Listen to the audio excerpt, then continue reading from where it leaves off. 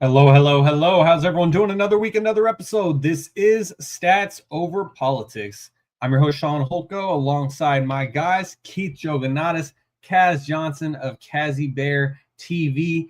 Jaevon Toddy and Kevin Dent are unable to join us tonight, but the show must go on, and they will be back very soon.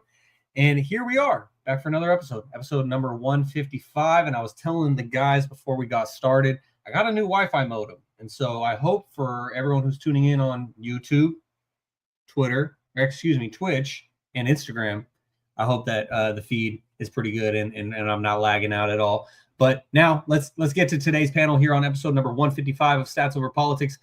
My main man, Keith Jouganatos. How are we doing today? Thank you for joining us.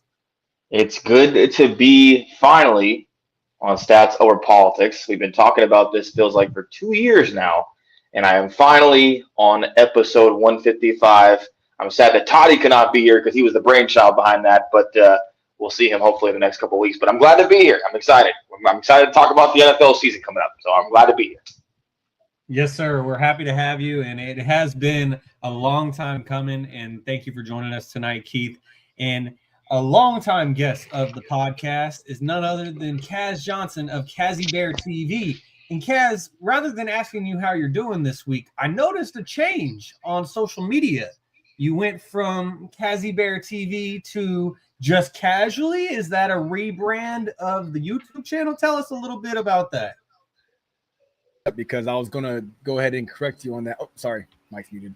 I'm good now. Okay. No, I'm glad you brought that up because, that's 100% rebrand. Not specifically geared to YouTube, but more so all my socials. So Twitter, Twitch, YouTube, TikTok, etc. And all it was just something I've been thinking about for like the past, 5 or 6 years. I mean, the whole Kazzybear TV, Kazzybear thing was, you guys didn't know this, but it was like a running joke from my childhood. It all started with, let's just say this. I had a friend back when I was in college that he was the first to get Snapchat. And long story short, when he got Snapchat, he told me about his username on Snapchat. He's like, hey, yo, there's this new app. It's called Snapchat. It's really cool. You take pictures and you send to people as like a text message. And I'm like, that's the dumbest shit ever. Why the hell would I take pictures of myself and I can just text you, right? Well, he ended up saying what his username was, and it rhymed with Kazzybear. It was something else, Bear. I'm not going to say his name and dox him, but like it was something else, Bear. And what I decided to do was make fun of him and go, well, since you're going to be that, I'm going to be this, because I thought Snapchat was going to be some stupid app that would last 2 minutes and then be done. Well, fast forward, a few years pass by, and people start to know me as that name because of Snapchat. So the whole Kazzybear name came from a running joke, not something I really made up myself. I mean, I kind of did, but it wasn't something that I thought was going to last as long as it did. So the Just Casually is a complete rebrand. Preferably just, if you're going to, mention my socials, you can just call me Kaz, or you can use Just Casually. It doesn't really matter, but it's just more so easier to kind of like use on social media platforms, like, doing what I want to do. I want to talk sports. I want to talk regular stuff. I want to stream. I want to game and all that extra stuff. So Just Casually is just casually who I am. That simple. So fortunately for me, my name is Kaz, and it just kind of, rolls off the tongue. So that's it, man. Nothing more, nothing less. I like it. I like the backstory because all this time I've been introing you and outroing you as Kaz Johnson of Kazzybear TV, and I never knew the origin of that name. So that's really interesting to know. Thank you for mentioning that. So guys, let's get right into it because we got some NFL news today, and it's interesting NFL news that came out today, and that is that the Cleveland Browns have named Joe Flacco as their starting quarterback without even seeing him play a preseason game for them this season. And that is a move that is over Kenny Pickett and over two rookie quarterbacks in Shedeur Sanders and Dylan Gabriel. And so, Keith, as a Steelers fan and a observer of the AFC North, how does this move make you feel? As a Steelers fan, does it make you happy because you're seeing old man Joe Flacco, who used to haunt you in that division? Or just what's your reaction? I would tell you this. As a Steelers fan, nothing the Browns could do could make me unhappy because the Browns just have a history of doing everything in their power to get in their own way. So I have no complaint as a Steelers fan. As an NFL fan, and being non-biased, I would tell you I think everyone saw this coming. 2 years ago, obviously, they rolled the dice on Flacco, and he had an out-of-body experience down the backstretch of that year, got into the playoffs, obviously got blown out by Houston. What I would say is the Browns see the writing on the wall. The Browns know this season is likely a wash. They're not going to get in the playoffs. If you were ranking every team 1 through 4 in that division right now, obviously you would have the Browns dead last. You would probably go back and forth with the Steelers and the Bengals, so to speak, as far as who's like 2, 3, whatever the case may be. But everyone probably has the Browns in that bottom tier. The Browns are likely going to have 4 quarterbacks on the roster. It really doesn't concern me because at the end of the day, I think everyone knows that they're going to, by the, say, week 6, week 7, they're going to give Sanders or Gabriel an opportunity to see what they can do just because there's so much time with a 17-week season. You're not going to the playoffs. And it's honestly a win-win situation for the Browns, in my opinion, because even if they throw Shadur Sanders, who I obviously have a lot of praise for, and I think is going to be a quality quarterback in this league going forward, or Dylan Gabriel, who did not have the best game the other day, and they turn out to be, let's just say, best case scenario, fantastic. Great. Shadur Sanders, Dylan Gabriel, you can build off that promise, that optimism going forward. And maybe if you don't want to take a quarterback in next year's draft, you can go from there. Worst case scenario, if all 4 of these guys, I mean, Kenny Pickett is what he is at this point. Flacco, he's the vet. He's old. You know, you may get 1 or 2 great games out of Flacco at this rate, but he's going to be a game manager at this point because the athleticism has just dwindled. If everybody out of the 4 is just playing garbage, then you go into next year. Obviously, you have a high pick. There's Gary Nussmeier. We don't know about Arch Manning yet, but you're going to have Cade Klubnik. You're going to have at least 3 to 4 guys that could potentially be game-changing quarterbacks. And what is the Browns' game plan? They need a quarterback. They've needed one since they reintegrated into the NFL. They have not been able to get it right. You've seen all the lists and the names of the jerseys. So the Browns know what time they're on. They need a quarterback. They need to find one. And I don't think they're surprising anybody by naming Flacco the starter. Maybe at this point you think if you're just going off wins or losses type of vibe, Flacco gives you the best chance to win. I don't know if that's the case because maybe Shadur Sanders gives you the best chance to win. We don't know yet. But I think the Browns know what they're getting. They know what they're expecting out of Flacco. I don't think Joe Flacco or anybody thinks Joe Flacco will start every single game for the Cleveland Browns. Really, it's not that big of a deal. But, I mean, every one of the 4 quarterbacks has had injury problems in preseason. So maybe it's just this merry-go-round where whoever's the guy that can throw the ball and has 2 feet is, you know, going to be the starter that week. Who knows? But I think everyone knows just because Joe Flacco is named the starter in week 1, he most likely will not be the starter the whole entirety of the season for the Cleveland Browns. At least Browns fans could hope for that to be the case because it really is interesting, this move. Because, yeah, you don't want to rush out one of your rookie quarterbacks when they may not be ready. And Joe Flacco has shown that he's not quite dead yet. But it's really interesting. And as you said, the Browns are basically planning on this season. They know the quarterback class that's coming in next year. And so, and also, like, you know, a lot of Browns fans were really upset that they traded out of the Travis Hunter pick. But that gave them the leverage for next year that you were alluding to with next year's QB class. And so it'll be interesting to see who is the Browns quarterback come week 18, because I don't think that they'll be going to the playoffs this year, and we'll get to that a little bit later with our AFC North preview. But yeah, it'll be interesting to see who's the starter by the end of the season. Kaz, just what was your reaction to this news that the Browns decided to go with old man Flacco rather than one of their 2 rookie quarterbacks, or even former Philadelphia Eagle Super Bowl champion Kenny Pickett? Super Bowl champion's crazy.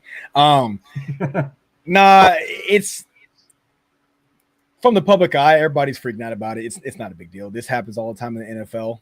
Guys come in, and if they're not NFL ready, they usually sit a year. If they don't sit a year, they sit for a very long time. I mean, he is the anomaly, but let's use Patrick Mahomes, for example. Coming in, he played behind Alex Smith, okay, until Alex Smith got hurt. And then Mahomes came in, put up a decent game, and then the rest is history, right? Mind you, that year, I want to say that was Alex Smith's best year of his career, was the year that Mahomes was drafted in 2017 too, I want to say. I believe he threw for 4,000 some odd yards. I think he like averages anywhere between 3,000, X amount of yards, whatever, a couple injuries here and there. But yeah, either way, Mahomes sat a year. Other quarterbacks have sat a year. Even when Jalen Hurts first came in, whether you thought Carson Wentz was still the guy or not, he sat it. Guys, they sit. And you also see what happens in today's league with guys that start too soon. They have a hard time. Look at the Zach Wilsons. Look at the Sam Darnolds. Look at the Caleb Williams. Who else? Look at you can even talk about second years like C.J. Stroud, sophomore slump, and things like that. Trey Lance, who the hell is he anymore? So it's not like oh my God, Shador is not going to get the start, or any of the, none of these new guys are going to get the start. They're obviously not NFL ready. I don't think that the Browns would do something like this to really, negatively affect either of these quarterbacks. We got to remember, when these guys are drafted, these aren't Joe Burrows and Lamar Jacksons. These aren't those guys. These guys have, obviously Shador, predominantly him. He's very, very popular for a lot of reasons. His dad flipped the organization in Colorado around tenfold. The public eye was all on him and Travis Hunter. It was really fun to watch. And this is coming from someone who's not even a college football fan. Just like anything on television, it's going to boost ratings. It's going to be everywhere. So I think that if it was anybody else outside of Shador, this wouldn't even be a topic of conversation. The guy was drafted way late. Whether you agree with that or not, he wasn't a first-round draft pick. I think we all can agree with that. At most, I would say second round. And the fact he didn't go to second round says a lot about what the NFL execs thought about him, whether you guys think it's from some underlying reasons or whatever. Regardless, he was not a first-round talent quarterback, if you were to ask me. He's in the NFL. This happens. He's going to sit a couple games possibly. And then if they start off, slow, 0-4, 0-5, we're probably going to see a start by week 5 or 6. It's a possibility. But we shouldn't hit the panic button if you're a Shador fan. If you're a Browns fan, you shouldn't hit the panic button. I think Keith said it best. The Browns are going to suck. And this isn't coming from someone who doesn't like the Browns. I don't care for the Browns. They don't do anything to my Philadelphia Eagles. I have no sort of loyalty toward their team or any of their players. I believe their favorite player that I've ever seen play is Amari Cooper for me. That's a guy that I like. I mean, I like Nick Chubb. I respect Nick Chubb, but I don't have any sort of relationship with the Browns on a positive level. So just looking at it from a true outside perspective, all bias aside, I think it's very normal. It's just, again, we know who's there. We know that what it's going to look like from the public perspective. And again, ratings. So they're talking about it. Football season's coming up. It's kind of that middle end of the deadness of, okay, is it week 1 yet? So there's going to be a couple more things that are going to happen in the next couple of weeks. All right. You got like Trey Hendrickson out there and stuff who ain't been, he's still trying to get a contract. Do you have things like that to where things are going to happen? You got like Parsons having trouble in Dallas. And so in the next week and a half, you're just going to hear these stories. What's going to happen is probably what's supposed to happen. And I think that in Cleveland, Shador not getting the start and Flacco getting a start over the two young kids, it's very normal. So when I saw the news, I was like, okay, not a big deal. If it happened in Philadelphia, I'd have the same reaction. So. And I think the Browns have bigger problems on an organization level, which is something that Kaz was kind of alluding to. They still haven't signed Quinshon Judkins to a deal. And we don't know what's going to happen with his legal problems. We don't know if he's going to be available at all this year. We just don't know. You just signed Myles Garrett to a big long-term deal. And every day that goes and passes by, you are wasting his prime because you don't have a team right now that you can field. And so there's a lot of variables with the Browns as an organization as a whole where they need to honestly take this year and evaluate from a talent standpoint what they have, what they don't have. And that's partly why, Shaun, they made that trade to bypass Travis Hunter and instead select Mason Graham. Because Mason Graham is an interior lineman. You can play him on all 4 slots on that defensive line. And they need as many pieces as possible to lay the foundation for that team. Because right now when they stack up, they're definitely not better than the Ravens, who I think are the best team in the division. Even the Bengals, with all of their problems, they still have far more talent than the Browns do. And the Steelers, they're always going to be middle of the pack, in my opinion. They got better talent than the Browns. But the Browns right now, you can make a case, they could be the worst team in the league. And, oh, by the way, Deshaun Watson What happens if he comes back from the Achilles injury by the end of the year and they have to actually throw him out in the field if he's healthy? What do you do in that situation? You are paying him $300 plus guaranteed $1 million. And if they don't want to put him out there, that could turn into a real spicy situation if he feels he's ready and they don't want to pay him and they don't want to put him out there. So the Browns, they're really up a creek without a paddle, so to speak. Yeah, that's a great point about Deshaun, because the next question that I was going to ask as we close out this topic is, we talked about who may be the starter for the Browns come week 18, but I'm wondering, is Shedeur even going to be in Cleveland by week 18? Because it doesn't feel like Cleveland believes in him. And yeah, he had the injury, and this is to be expected because they don't want to rush him out there. But it felt like Cleveland kind of just drafted him as an asset because they chose Dylan first. And then Shedeur was still there in the 5th round, and they're like, sure, let's take another rookie quarterback who had a first-round valuation. And so that makes me think maybe one of these GMs who passed on him due to character, whatever they want to say, based on his interviews that he had, because the talent on the football field is there. It's just whether or not people could handle him pointing at his nice watch when he's doing nice things on the football field. And so I'm interested to see if Shedeur is even in Cleveland come the end of the season, because not only is there Dylan Gabriel, Flacco, Pickett that we talked about, we don't really have to worry about Flacco as far as it's concerned with long-term, but whether or not Shedeur is still in Cleveland, or another team says, hey, you gave a 5th round pick for Shedeur, we'll give you a 4th just because we want to figure out the future of our quarterback situation. I feel like that's probably more likely of Shedeur being traded than him being a starter by week 18. I mean, it all comes down to, again, like they literally gave Baker Mayfield the boot out the door for Deshaun Watson. You see what Baker Mayfield is now with a at least somewhat decent front office and organization in Tampa Bay. They've gone to the playoffs 2 years in a row with him as the main guy.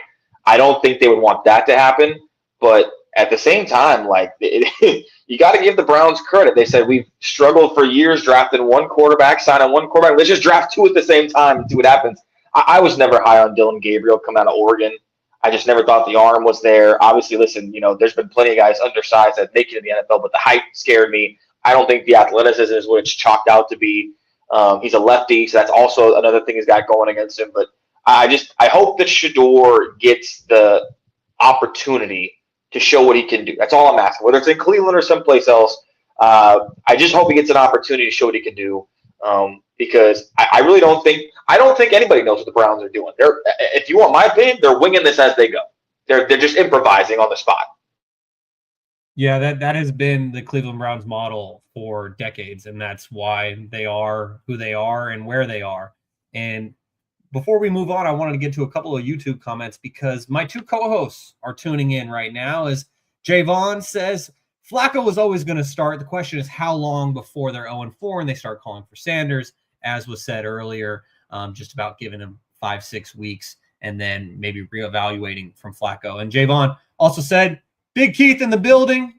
He appreciates you joining us, Keith, and I'm glad to have you on the panel with Kaz and I. And you're coming on next week, buddy. You can't hide from me forever, so. Yeah, exactly. Well, Jaevon is in the process of a move right now, just as I was a couple weeks ago, and so that's why he's unable to join us tonight, but he will catch that Keith smoke sooner rather than later.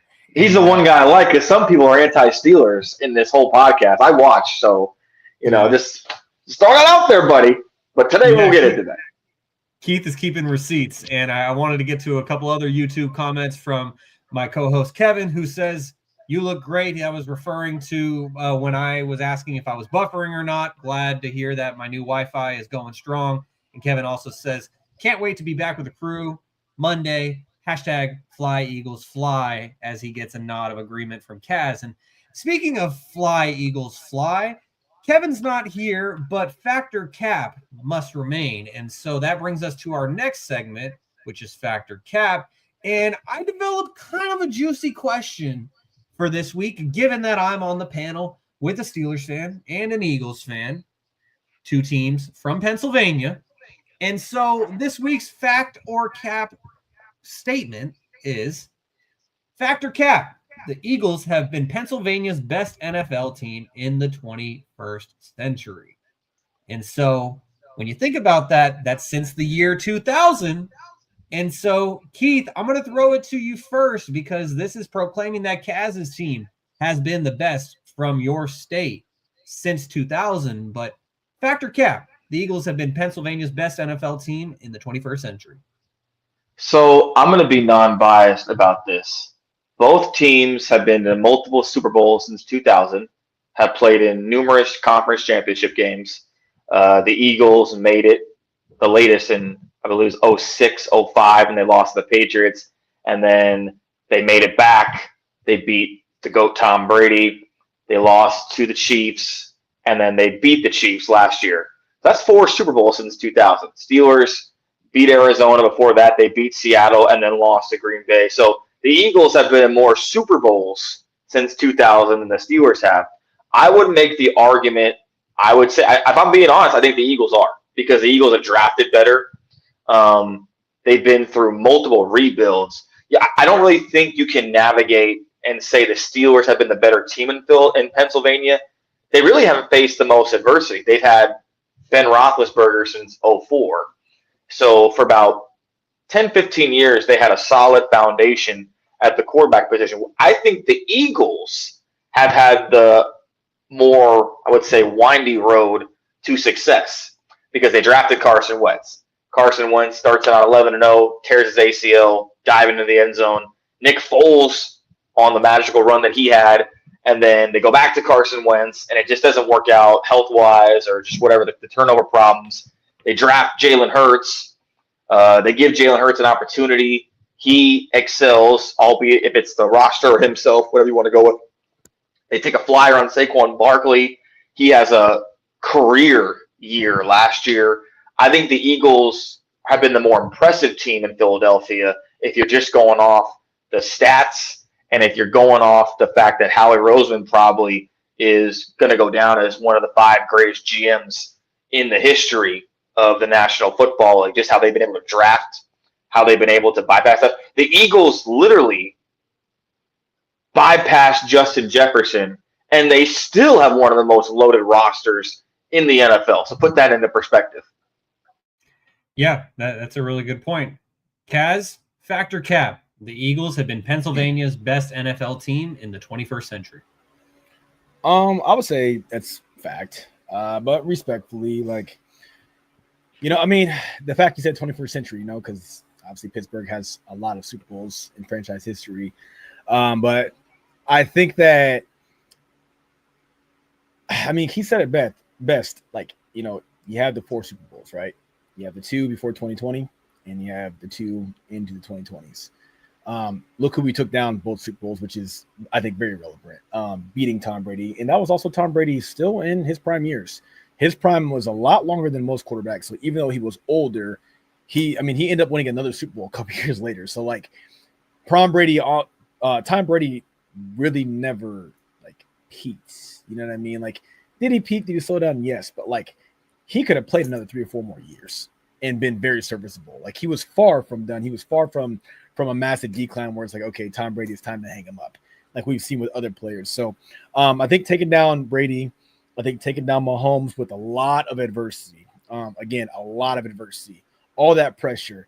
Jalen Hurts isn't a good quarterback. The Eagles are just, pretty much a polished turd. Yeah, they got a bunch of guys around. Pretty much it was a Jalen Hurts conversation. It was, okay, well, this is just a running back playing quarterback against potentially the best quarterback of all time if Patrick Mahomes ends up surpassing Tom Brady. So it's you look at it, just those 2 Super Bowls alone, 2017 when we won, and then you look at, last year where we won, and then you look at 2 years ago where we almost won, which doesn't count, but almost won. It's been an uphill battle. It has not been easy. This year or this past season, I've been talking a lot of shit on Twitter. Very, very optimistic. I'm sure you probably remember it, but I was like, yo, we're going to beat the shit out of the Chiefs. I wasn't saying it to try to just hope for it. I was like, dog, there's no way. From how I did feel personally, from how I feel like I know the team, because we watch our players every year. We think we know these guys in real life. We act like they're our actual friends, right? Because that's what crazy fans do. But I'm like, I know these guys. They're winning this game, and they did just that. But like, never since the Eagles have, been relevant, which in the early 2000s when we went on that tear with Andy Reid and going to back-to-back NFC Championship games in the Super Bowl. And then fast forward to the 2020s, 2017, where we're doing kind of the same thing. Like, we've never just been like a team where it's like, oh yeah, the Eagles are going to go out there and win this game. It's always been like, well, they're playing this guy, playing Tom Brady twice, playing Mahomes twice. Think about that alone. Tom Brady, Mahomes. So the greatest of all time twice, and then potentially the greatest quarterback of all time. I think that right there kind of just sets it apart from Pittsburgh's success over the last 20 plus years. And again, it's from a place of respect. I mean, you look at Pittsburgh, Mike Tomlin to this day has never had a losing season. So they've had some very consistent years, but at some point you have to decide what separates these teams. The Eagles have had some down years, a lot of years of injury prone quarterbacks, just guys getting injured, just not having the best team because of so many different situations. The Chip Kelly incident where he came in and completely dismantled, Michael Vick, who was still in, a part of his prime, LaShawn McCoy in his prime, and Deshaun Jackson in his prime. It's like we went through stuff like that. Pittsburgh, that was a super team. Yeah, Pittsburgh, which the super team that didn't pan out, but that's neither here nor there. Nnamdi Asomugha. And we had another one too. It was Nnamdi, and we also had Dominic Rodgers-Cromartie, I think it was. It was just a bunch of guys. Vince Young was on that team. Vince Young, yep. Yeah, it was. Man, that was a wild time. And I would say the other thing about the Eagles, Shaun and Kaz, is that at one point had that killer B squad, and they left so many playoff wins off the table. You got to give the Eagles their flowers, because the Eagles this generation, specifically this decade, when they go, they finish the job most of the time. They win the games that people talk about that you need to win in the postseason. The Steelers have not done that the last 10 or so years. Yeah. And so just to finish up, like, again, it's from a place of respect. It's like, again, the consistency with Mike Tomlin, we can't ignore that. We can't ignore the fact that they've been to what you said, 3 Super Bowls, I think it was. And so it's like, that's a very successful, that's a successful accomplishment, just to even be there in the last 20, 25 years. And, to also get a Super Bowl out of that as well. So I think if you were to compare the Steelers to any other team outside of the Eagles, you probably more often than not, give the Eagles that slight edge if that team that we would mention was in Pennsylvania. But between the two in Pennsylvania, I think that you got to just kind of give the edge to the Eagles. And some of that might be just a little bit of recency bias. So, yeah, when I wrote this, I initially was thinking to myself, like, this is cap. It's been the Steelers.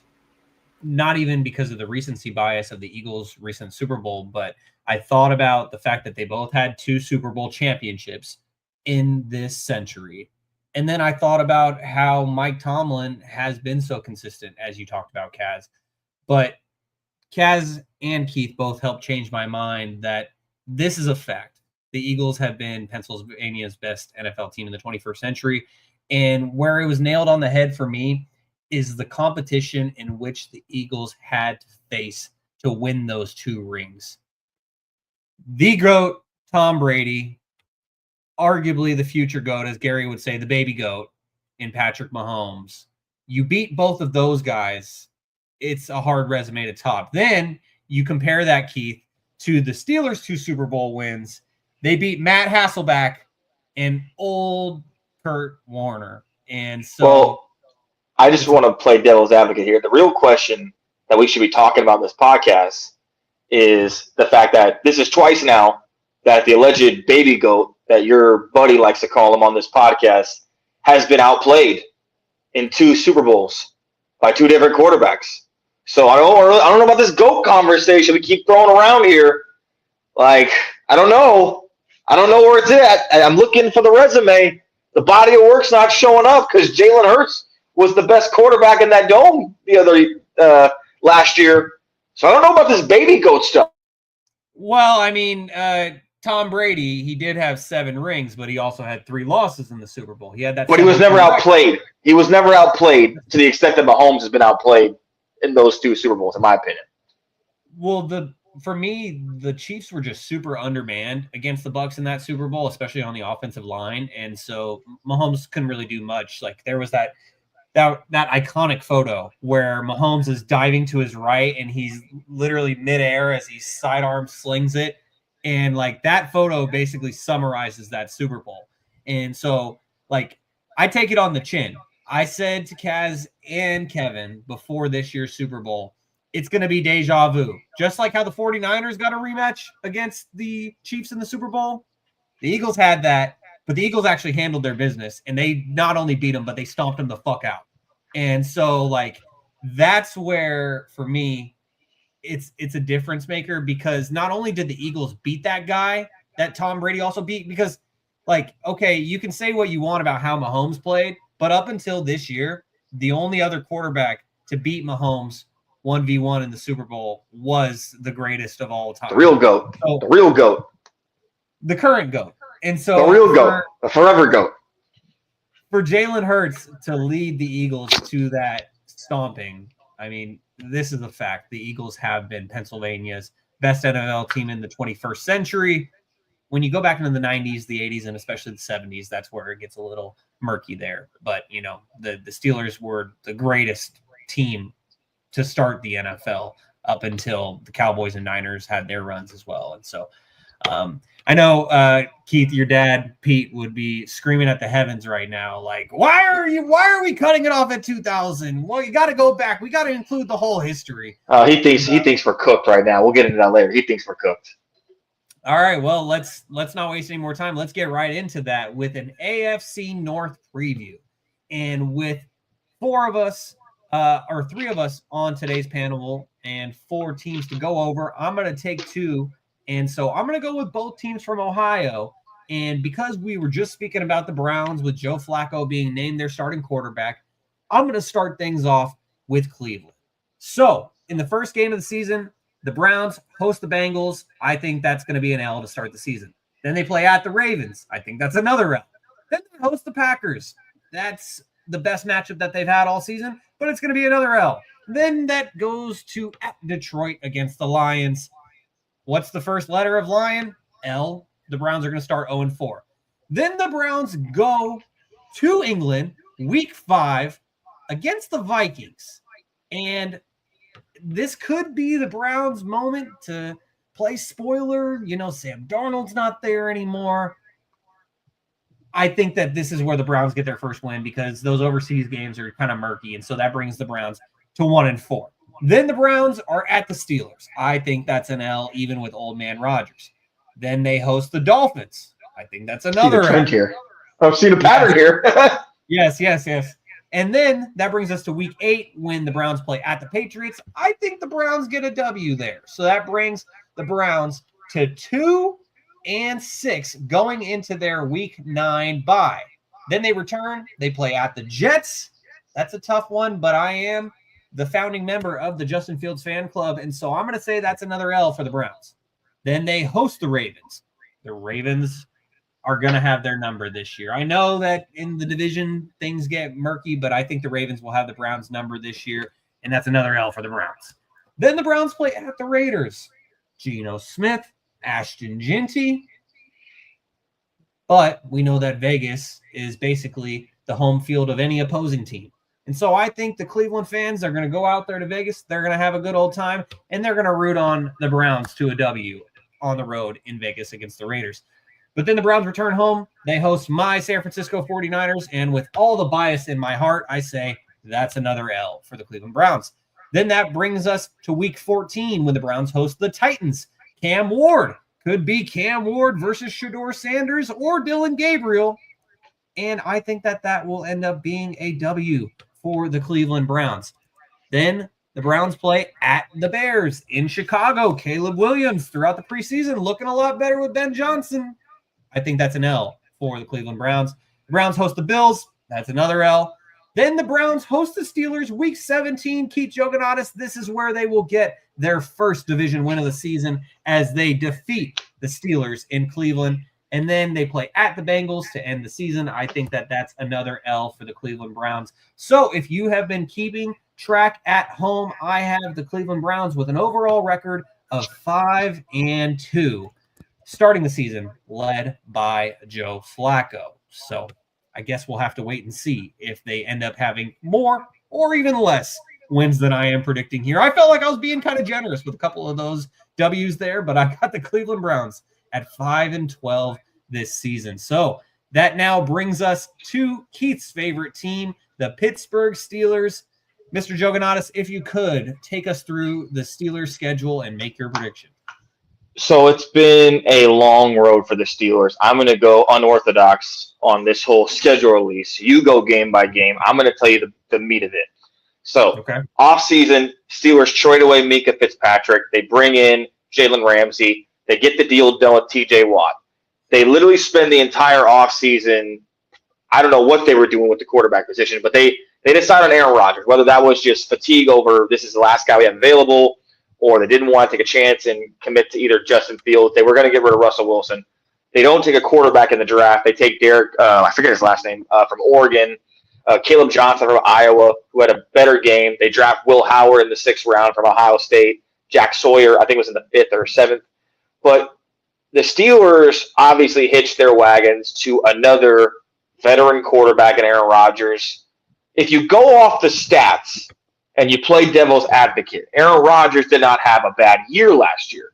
The problem is that it's another situation where Aaron Rodgers is walking into the quote-unquote worst possible situation veteran quarterback could step into. Just like in New York, the offensive line is garbage. It's been garbage since Mike Munchak left. The running game is non-existent because they let Najee Harris go, and they didn't take either of your Ohio State Buckeye running backs and either Trevion Henderson or Quishon Judkins, which I thought was dumb. They took Johnson from Iowa. I have high hopes for him. The Steelers' problem is that they're going to face, if I looked off the schedule, at the very least 7 to 8 playoff teams. They play the Packers. There's a 4-week stretch where they play the Bengals, the Bills, the Bears, and the Chargers. Good luck with that. And they've got to play Lamar Jackson twice, as I mentioned. They've got to play Joe Burrow twice. Even if the defense is not what it's supposed to be, the Bengals can still rack up 30 on anybody. And by the way, the Bengals beat them once last year with the horrible year they were having. And I don't know how you have them losing to the Browns week 17 unless we just are not in the playoff contention and we're just throwing out randos. So I don't know where you're going off of that, buddy, but okay, whatever helps you sleep at night with your mythical Browns 5-12 season.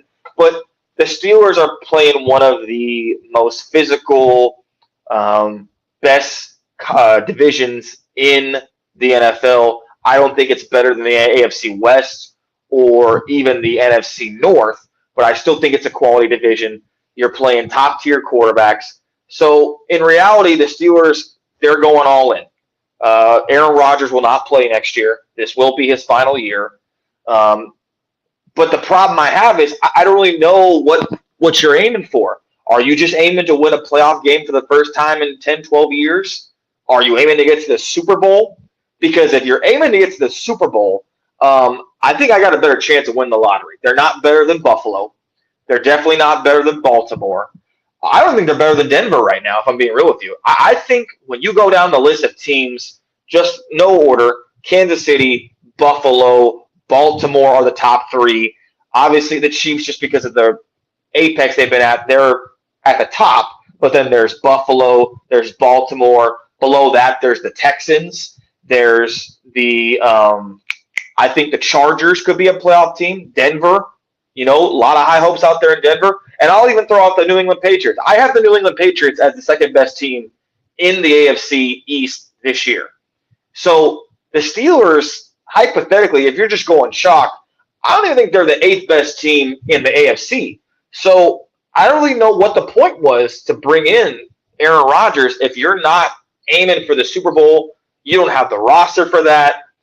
This team could easily go either 7-10 or 10-7, but I just don't think they have the horses to stay with Baltimore. I don't think, and it depends, like, right? We don't know about Cincinnati. We don't know what's going to happen with this Trey Hendrickson thing. But Cincinnati's going to win a couple of shows this year. I have the Steelers. I hate to say this. I've got the Steelers penciled in at 8-9. I don't. It's the first time ever Mike Tomlin will have a losing season. I hope I'm wrong. I hope it's wishful thinking. I've got the Steelers at 8-9, missing the playoffs, finishing third in the AFC North, and hopefully it's worse than that because I would like to see them go 3-14 or 5-12, which probably won't happen because they can get one of those top tier quarterbacks in the draft. But I do not have them finishing over 500, and that's me being a realist.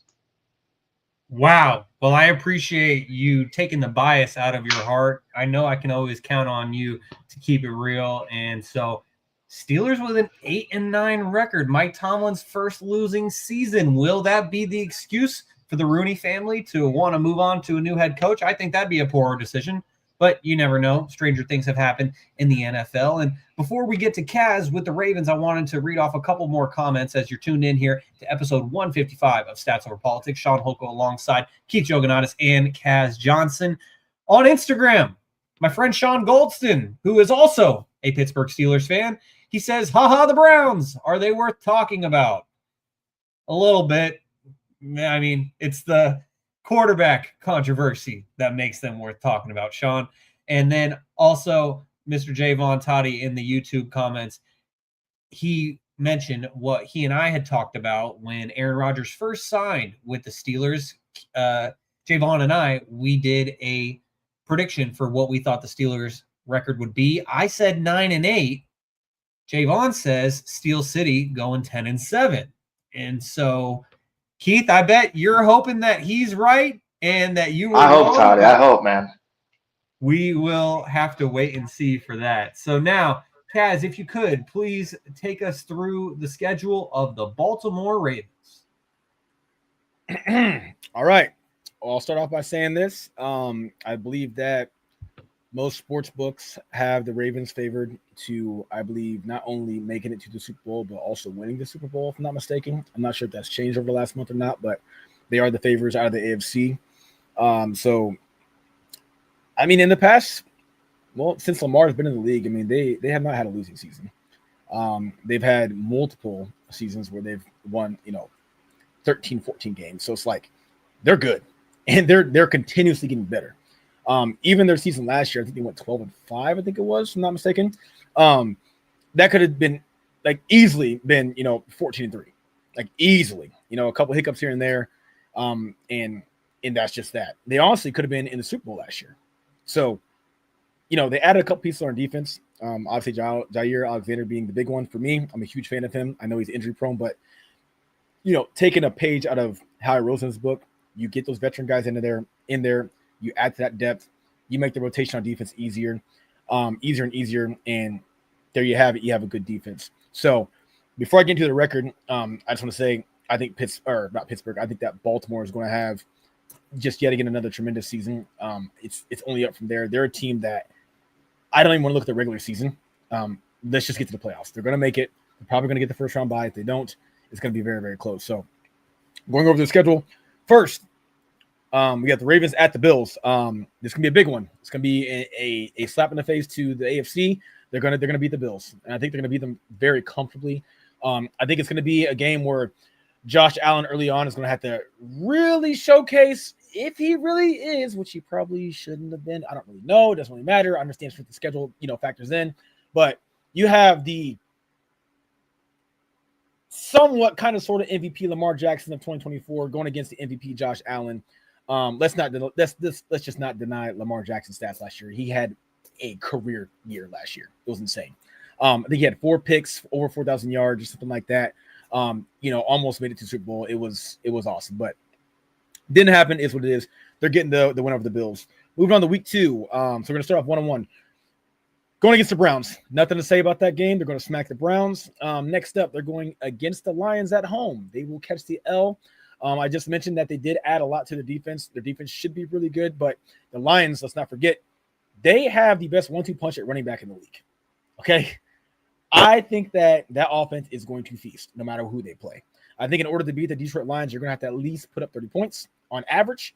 They're going to have a couple games where they're going to kind of have a few hiccups, but for the most part, the Lions offense is going to have limitless or unlimited firepower.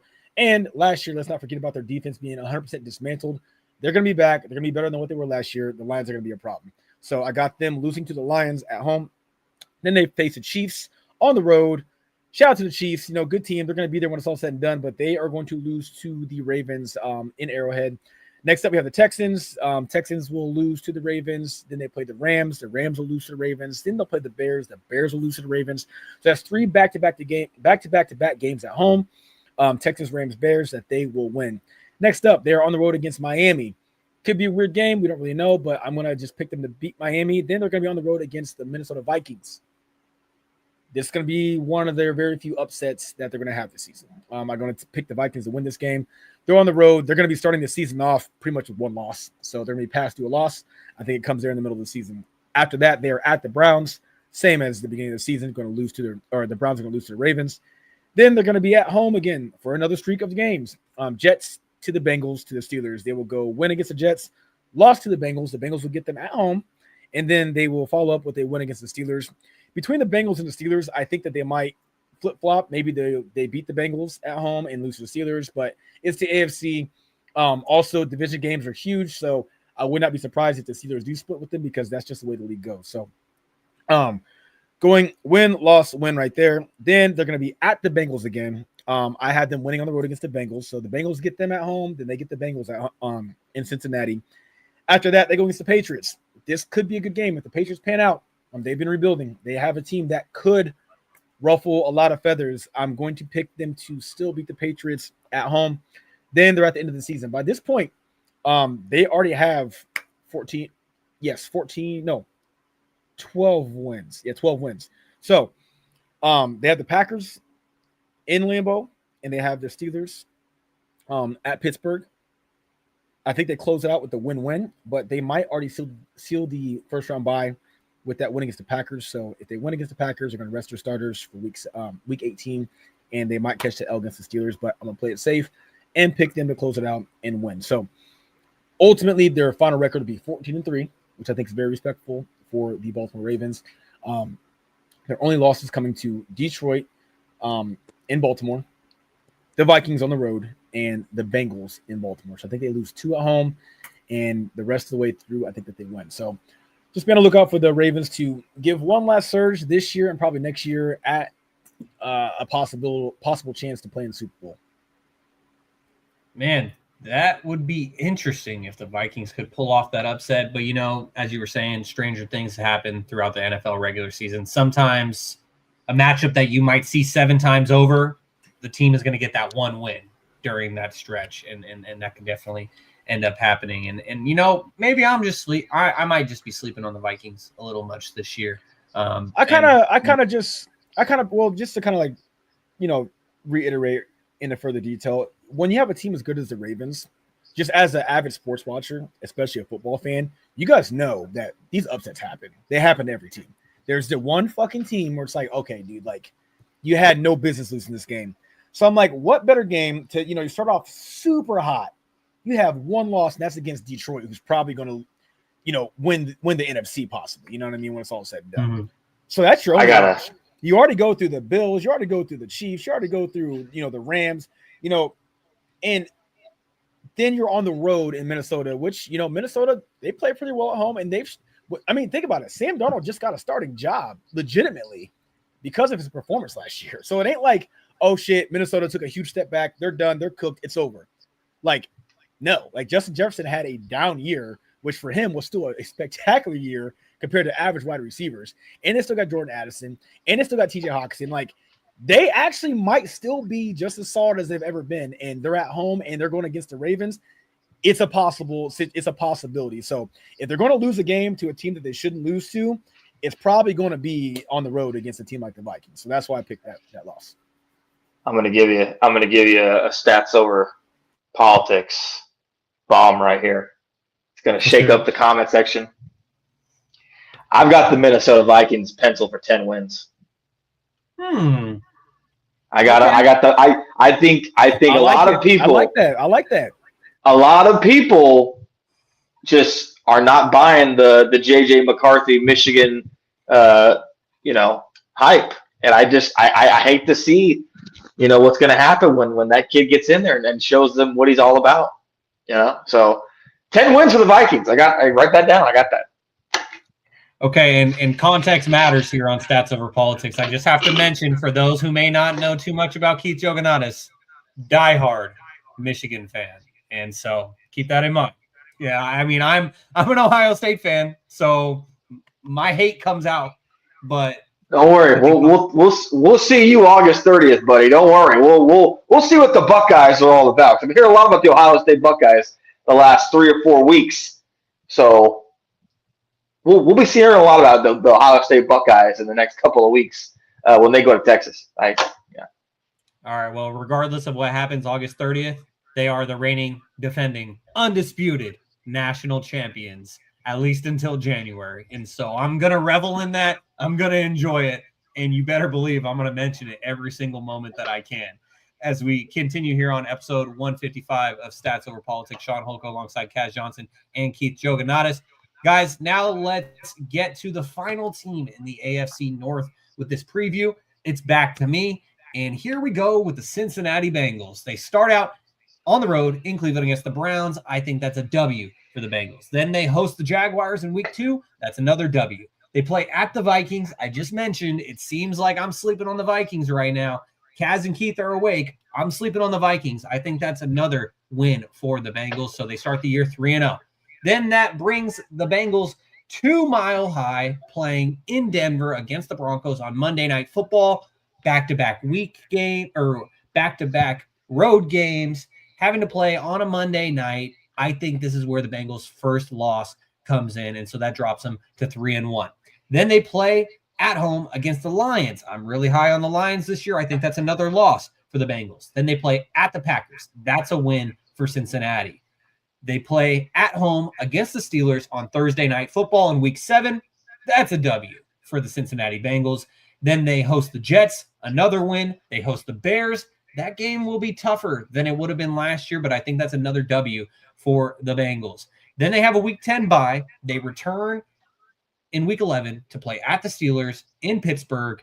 And given how the AFC North is, I think that the Steelers get a win here and they catch the Bengals sleeping coming off of that bye. You'd think that maybe they'd be well rested, but the Steelers, they're going to win a rock fight, and they're going to give the Bengals a loss there. Then that brings us to week 12. At home against the Patriots, I think that's a W for Cincinnati. Then they play at the Ravens in Baltimore on Thanksgiving night. That's a loss for the Cincinnati Bengals. Then they play on the road in Buffalo against the Bills. That's another loss. So 2 separate times that the Bengals are going to lose back-to-back games this season. But luckily for them, I have them closing out the season with 4 straight wins at home against the Ravens, at the Dolphins, at home against the Cardinals, and at home against the Browns, which would bring the Cincinnati Bengals to a record of 12-5. So now just to review what the Stats Over Politics AFC North preview was, I have the Cleveland Browns at 5-12. Then I flipped it for Cincinnati. I got them at 12-5. Keith has the Steelers at 8-9, and Kaz has the Ravens at 14-3. So with that, the Ravens would win the division again, likely would be number 1 in the conference, if not number 2. And then you have the Bengals going for one of those wild card spots. The Steelers would be on the outside looking in, and the Browns would definitely have a top 10 pick again. And so we shall see how that ends up turning out by the time that the end of the season comes. But that is our predictions for the AFC North here on episode 155 of Stats Over Politics. So we got one segment left in today's episode, and it's a WNBA segment. And so with that, Kaz, we will bid you adieu. Thank you so much for joining us as always. We really appreciate you. Yeah, I appreciate it, guys. Hey, Keith, it was nice meeting you. And just hit me up, Shaun, about next time you guys want to get busy on this podcast, man. I'll try to clear my schedule for you, brother. Yes, sir. We appreciate you. That's just casually right there. Just casually. Nice to meet you, my friend. Yes, sir. All right. So we'll continue here on episode 155. Shaun Holko alongside Keith Jouganatos. Now, Keith, we're going to close things out with some WNBA basketball. And WNBA used to be a sensitive subject for me because we had our Monarchs here in Sacramento. They won the 2005 championship, and 4 years later, they had disbanded. A player that had played against the Sacramento Monarchs quite often throughout her career is none other than Sue Bird, a basketball Hall of Famer who received a statue from the Seattle Storm this past weekend. Very well deserved. And the reason why this is a topic worth talking about is that this is the first statue ever given to a WNBA player. And it makes sense given the fact that Seattle doesn't have an NBA team, that they would be the first to give a player a statue. But it also, like, what took them so long? That's the thing that I'm wondering. I know Asia Wilson has her statue at University of South Carolina, but for this to be the first WNBA player to get a statue kind of surprised me when I saw this news, but definitely well-deserved for Sue Bird. Keith, just what was your reaction when you saw Sue get her statue unveiled, but also the fact that she's the first WNBA player to ever have a statue dedicated to her? Yeah, it's interesting. You bring up the concept that Seattle lost their NBA team. I would make the argument for a lot of those people in Seattle that Sue Bird really carried basketball in that city for the last 10, 12 years. And if you go off just like the stats, is arguably one of the most consistent players in WNBA history. Never really had a down year, was never really injured. And so she was always reliable to be out on the floor for her teammates, for the Seattle Storm. I think what you're going to see in the WNBA now, more specifically, is now the league is getting a lot more notoriety, a lot more recognizable people that are coming to the games just by whether it's Caitlin Clark or in general the draft classes the last couple of years, Haley Van Lith, obviously Paige, and we still got Juju Watkins coming down the pipe. You're going to get a lot more faces that continue to watch the league, and the league's going to, grow exponentially. I was working the other night, and the Lynx and the Liberty had a great game on Saturday, right? And so the league itself is going to continue to grow and expand. So it's only right, and you bring up the concept, what took it so long? I would bring up the concept that now that the league's getting more notoriety, hopefully a lot more of these franchises, pay homage to the people that came and paved the way for the league. Because the one thing that a lot of people talk about with the WNBA is the knock that everyone talks about with Caitlin Clark is, well, Caitlin Clark and this and that, and we're forgetting about the greats. I hope that this statue would pave the way for Diana Taurasi to get a statue in Phoenix.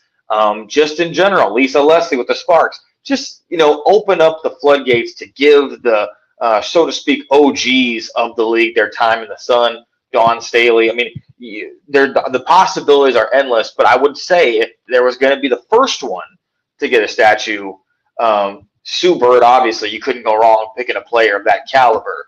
But hopefully the league's expansion paves the way for the people who were there when these girls were not making the most money and did not have the best traveling accommodations, who really were like the four fathers or four women, so four mothers, so to speak, get their time in the sun more often. Yeah, that's a really great point. And another name that I would throw in there, just recently got her jersey retired, Candace Parker. She would be another great player to get a statue. Then you even think back to when the WNBA started with Cheryl Swoops and Tina Thompson, Cynthia Cooper. And so there's so many great players that laid the foundation for Caitlin Clark to go out there and do what she has been doing.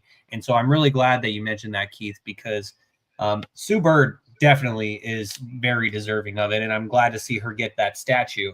And a couple things I wanted to get to real quickly before we got out of here is, number one, I wanted to tell a quick story about the first time that I visited Washington, because back in 2021, this is while COVID restrictions everywhere, my friend Matthew Pearson and I, we decided to go on a trip to Seattle because we wanted to be able to see Sue Bird play before she retired and see her play in person. And it was uncertain going into the 2021 season if she was going to retire or not. We went and saw her play at Angels of the Wind Arena in Everett, Washington, because Climate Pledge was being restored for the Seattle Kraken to come and play there. And so We got to go see Sue play in Everett in this tiny little arena. I got to see them play against my favorite team, the Liberty. It was pretty exciting. But then Sue returned for another season. So then we made another trip out of it, and we came out the next year, and I got to see Climate Pledge Arena, got to see Sue play there. And it was just really awesome. And she's arguably the greatest point guard of all time. And so I wanted to go see her play in person. I'm glad I got to go see her play in person a couple times. And then later that season in 2022, I actually got to cover the WNBA's media when I was writing for Hoop Social. And I remember that. This is a story I haven't told many people, but when I was in there as media, as a young media member, it takes a lot of courage to ask a question in a press conference. And so I decided, you know what, I had enough courage to be able to ask a question, and specifically with Sue Bird and Brianna Stewart sitting right in front of me, I was like, you know what, I don't think I'll ever get another chance to ask Sue Bird a question in a setting like this. So let me ask her a question. And this was right after the Storm had just lost a playoff game on their home floor against the Las Vegas Aces in the semifinals. And the Storm had a chance to win it in regulation. They missed the shot, goes to overtime, and the Aces pull out the win.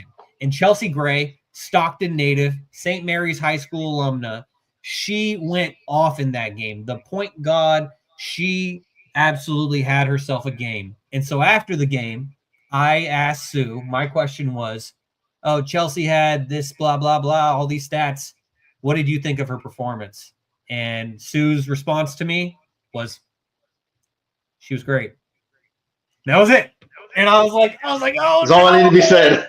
No, I got a 3-word answer. That's not what you're looking for when you ask questions in media. And so it was obviously that's all that needed to be said. Yeah, it was a bad question on my part. And, she humbled me a little bit there. But, I needed to do better. And I needed to ask a better question, because obviously Sue was upset that they just lost. And it was a game 3, too. It was a pivotal game 3 in a best-of-5 series. And the Aces went on to win that series. They went on to win the WNBA championship. And so, it was destiny. Yeah, but hey, at least I asked her a question, and I didn't let my fear get to me there. And so shout out to Sue Bird, all-time legend in the WNBA, well-deserved statue. And Keith, before we get out of here on episode 155, number one, I really appreciate you for joining me today. Means a lot, long time coming. We're happy to have you here. But before we get out of here, since we're talking about the WNBA and statues, and I mentioned at the top of this segment, the Sacramento Monarchs. If you had to name one Sacramento Monarch to get a statue at Golden One Center, obviously they never played there, but they're not going to put the statue on the land of Arco Arena. So if you had to name one Sacramento Monarch to get a statue outside of Golden One Center, who would it be and why? Oh, that's tough, because there's a lot of great players that have played for the Monarchs. I would say Ruthie Bolton. It's a toss-up between her and Tisha Penicheiro, in my opinion. I think Ruthie was a big factor in that championship series against the Shock or the Minnesota Lynx. I think that she definitely deserves it, partly because of her story. But she's been great in the community. She shows up to every single basketball women's event still in Sacramento. And this is 20 years after they lost the team. So I just think that she deserves her flowers. Obviously, Tisha was great for a long time, and Tisha Penicheiro really was the favorite player of a lot of women that played women's basketball in Sacramento for years. I would pick either of those two. I would like to hopefully see one day the Monarchs come back to Sacramento. That's a little more in the distance now. That's a possibility because the Valkyrie are in Golden State, and obviously they're off to a great start, and kudos to them. I would like to see either Ruthie or Tisha Penicheiro get that statue if I had it my way. Yeah, I'm glad that you mentioned Tisha, because I thought of 3 names, and Ruthie is a great pull right there, because she's an Olympian, and she is just a very nice person, because you mentioned how she has made herself present at so many events going on in the Sacramento sports scene. I've met her 4 times because she's so present everywhere, and she's such a nice lady. And so I think that's a great nomination. The 3 names that came to mind for me, number 1 was Tisha Penicheiro. Then I also thought about Kara Lawson. And then, oh gosh, I know I'm missing somebody. But then I also thought about Yolanda Griffith, who into the Basketball Hall of Fame as well. and Yolanda really tore up the WNBA in those late 90s. But if I had to pick one, I would say Tisha Penicheiro, simply because before Sue Bird really put a bow on the end of her career with breaking the assist record and the fact that she had 4 championships in her career, I think that Sue Bird is the greatest point guard in WNBA history, but Tisha was the best point guard in WNBA history until Sue took that spot. And so I would say Tisha Penicheiro would be my pick to get a statue outside of Golden One Center. But I'd like to see it.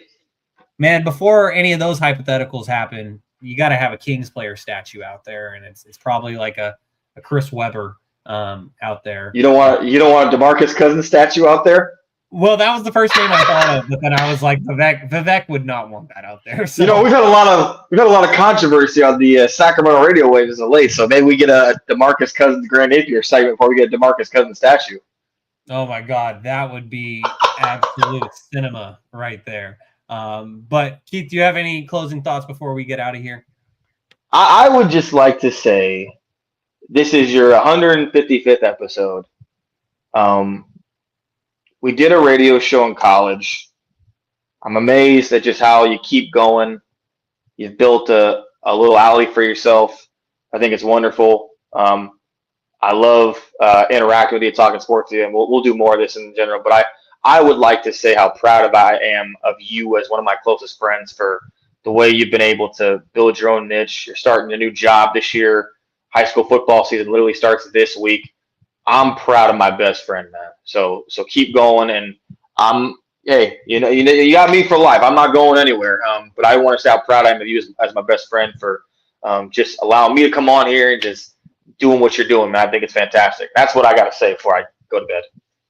Thank you, buddy. I appreciate that immensely, and I love you, man. That means a lot to me because you mentioned the radio show that we had at Sac State, and forgive me for not mentioning that at the top. To be debated, which we did at Sac State, the student-run radio of Sacramento State, KSSU, and it was so fun. It's a proud fraternity, man.